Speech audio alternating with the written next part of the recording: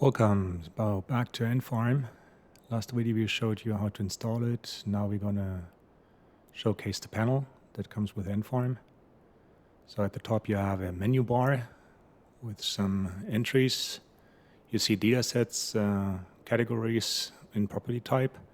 These are the main global objects that you can create. And at the end you get a wiki page if you want more help. At the bottom, there's a little status bar which shows how many datasets, categories, and property types. Let's drag this back into the container and create our first dataset. So to do that, we're going to go to the menu bar, click Dataset New. You can specify a Rhino Object filter, which we're not going to do right now. We're just going to call this thing Test. And there it is. So you get a little tab control with a grid inside. At the bottom you get a status bar, some with colors, the name. We have no records right now, so there's no elements in the dataset. You can track objects.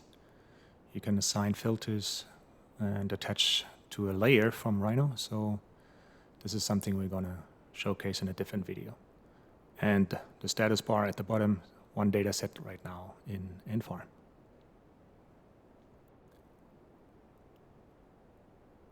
So what do we do now with this? Well, any Rhino object, so any geometrical Rhino object, you can add to the dataset.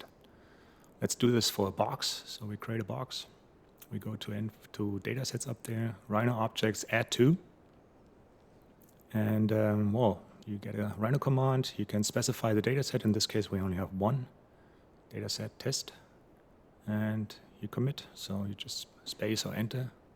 And you see these both are now connected. So dataset knows about the object, and the object knows about the dataset. You can move this thing around, still connected.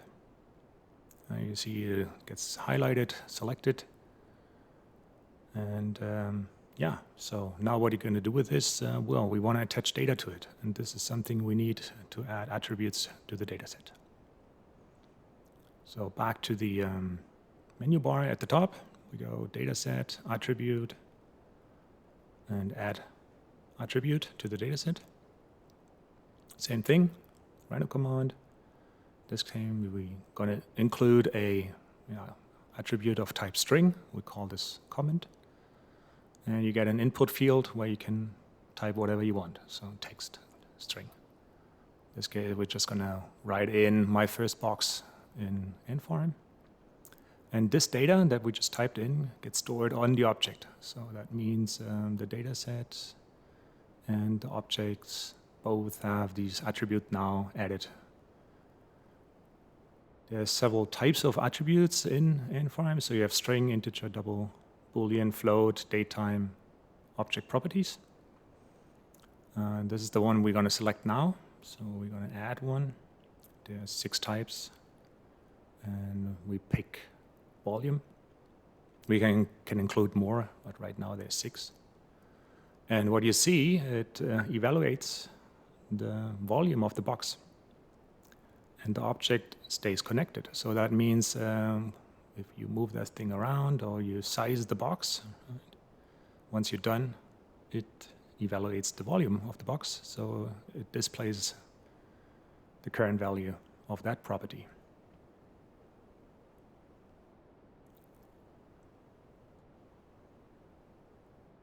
So what happens if we copy this object now?